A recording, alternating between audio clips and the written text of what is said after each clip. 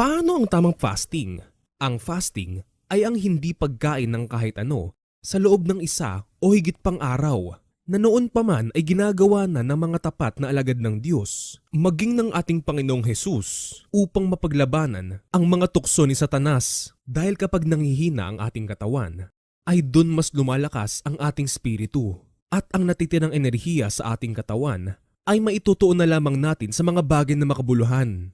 Ang fasting ay isa ring paraan ng pagpapakumbaba sa Diyos upang ipakita ang ating pagsisisi sa mga kasalanan at upang humingi ng awa sa Diyos na dinggin ng ating mga panalangin o kaya ay upang humiling sa Kanya ng guidance o kasagutan sa ating mga katanungan. Ngunit kung hindi mo pa kaya ang totally na walang kain sa loob ng isa o higit pang araw, may isang uri din ng fasting kung saan iiwas ka na lamang sa mga masasarap na pagkain tulad ng karne at alak, gaya ng ginawa noon ni Propeta Daniel. Share ko lang.